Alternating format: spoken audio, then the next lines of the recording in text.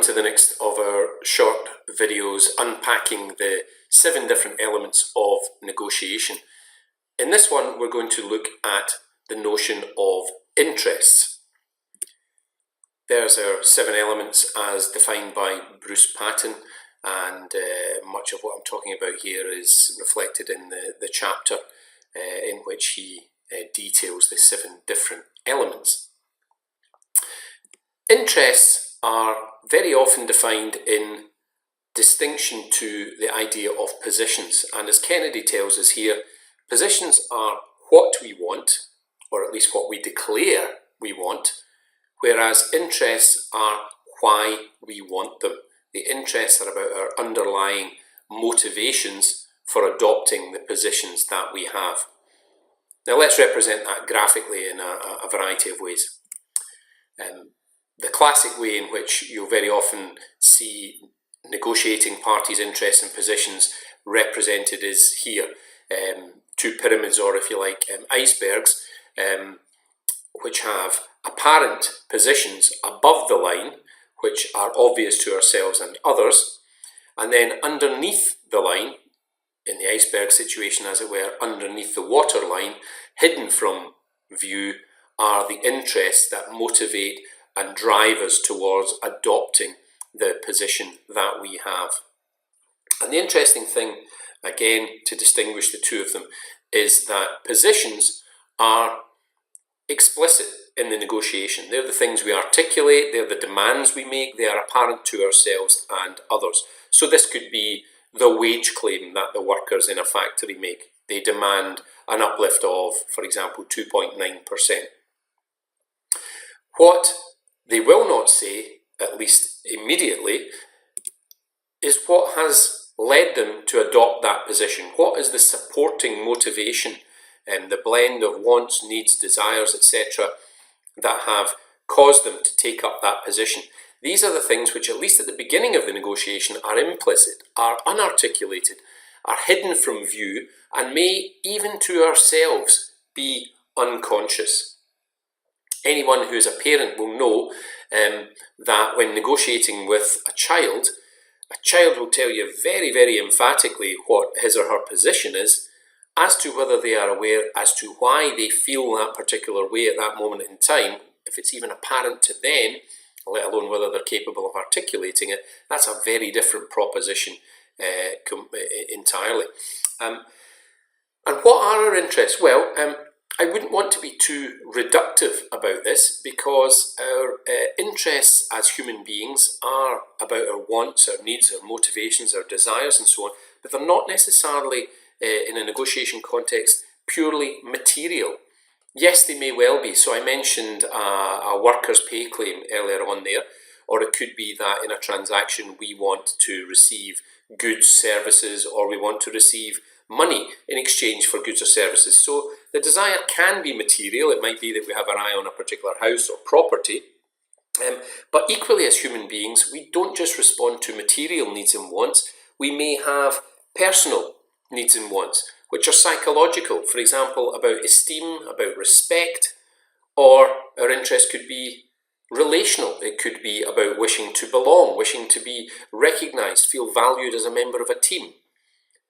Now, an example of that I think maybe encapsulates all of those, that blend of different forms of interest, might be, for example, if you are in the running for a promotion at your workplace, where, yes, there may be a material reward to it, in the sense of, an increased salary or some other form of material recognition, but equally there may be other aspects that make you feel better as a member of the team, that make you feel more valued, that make you feel better about yourself egotistically, that give you a sense of greater status within the organisation, and so on and so forth. And all these things would count as relevant interests that cause us in a negotiation to take up a particular position.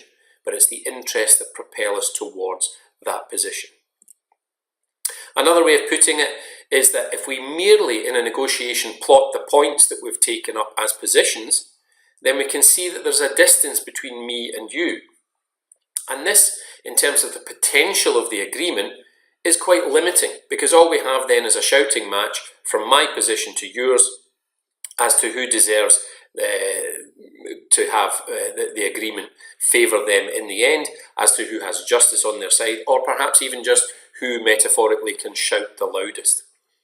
But if as negotiators we explore the underlying interests and are prepared to articulate our own underlying interests, then what we might see is that, as Patton has suggested, the ground that supports us in taking that position actually has some overlap, that some of our interests are shared. Yes, some of our interests may well conflict, but there may be other interests again where there is no conflict and no opposition. And from the exploration of the wider interests of the parties, that's where the potential to create value in the deal arises. Let's look at an example of a consumer wishing to trade in her car to a second-hand garage, and as happens very commonly in commercial transactions, the parties take up initial positions. The trader says £2,000 is my limit, and the opposing position from the consumer is I won't take a penny less than 2,600. So we understand the positions, we've got the plotted points on the map, if you like. What we don't know is what are the underlying interests of the parties. Now, we don't know that in any negotiation that we walk into because it rests within the mind of the person we're negotiating with. So in our example here, what might be in the mind of the different parties? What might be their underlying interests? For our trader, it could be any one of these or all of these. The business isn't doing well, he needs every penny, so he has to try and push for as high a price as possible. Maybe there's a year end or a quarter end coming up, so achieving a performance-based bonus depends on making the sale. Maybe there's a bit of ego involved, that he's a better co-worker, that he can close the deal because he has the skills of a salesman. But there could also be the longer term relational idea of he wants good feedback, whether to his employer or whether to the wider world. I mentioned social media, for example, elsewhere. Or it could be, again, about a relational interest in I want your repeat business. Marketers and people in business will tell you that it's a lot easier to retain existing customers than it is to go and find new ones. So again, it might not be thinking about this deal, but thinking about the next deal. Let's look at the consumer who may be trading her car in here to this garage. Her underlying interest might be, for example, that money is tight in the household. There could be the personal factor of esteem for her, which is that, as unfortunately a lot of women encounter, that motor salesmen feel that because she's female she won't understand the deal, she won't understand commerce, she won't understand cars, and patronise her, and she might think that's an insult to her. So it might be in her interest to be dealt with fairly and with respect for her intelligence and capacity to understand. But time might be short for her as well. She might think that it reduces my search costs if I do a deal here. So that's an underlying interest that's not immediately apparent. She's looking forward to driving a new car. There's the material pleasure of enjoying the new consumer good that she is in the market for. And similarly again, the counterpart of the trader's wish for a relationally positive outcome is the idea of having a local dealer that she can trust is a reassurance to her as well. Now, if we just reflect on some of these interests here for each of the parties, within the list for each of them, there are paradoxes. And Patton has said that one of the skills for negotiators is to resolve those paradoxes both for ourselves and others. So, for example, the tension for the dealer in doing a quick deal or in squeezing as much money as he can out of the consumer on this occasion, as against having a good longer term relationship so that future deals are more likely with this existing customer. There's a tension within that. How does he resolve that? With the consumer here as well, a quick deal might suit her, but again, price is important to her, and again, the idea of being treated with respect is important for her, and that might cause her to have to turn on her heel, depending on how she is treated. So there's internal paradoxes of interest here as well, and negotiators have to resolve that both for themselves and for the other parties, if, as we would hope, a deal is going to be done at some point.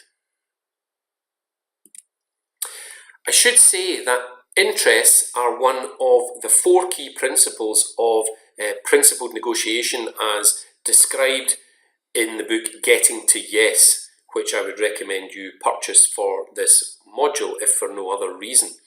And just to give us a brief heads up here on the 4 key ideas of principled negotiation.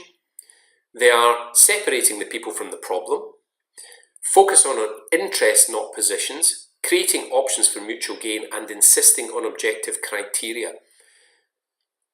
Of these, each one has its role to play, but where the possibility for value creation in a deal lies, I would argue very strongly, is in relentlessly exploring the interests of the parties, articulating your own, and skillfully through communication skills, effective questioning and so on, understanding the real true underlying interests of the other party as well.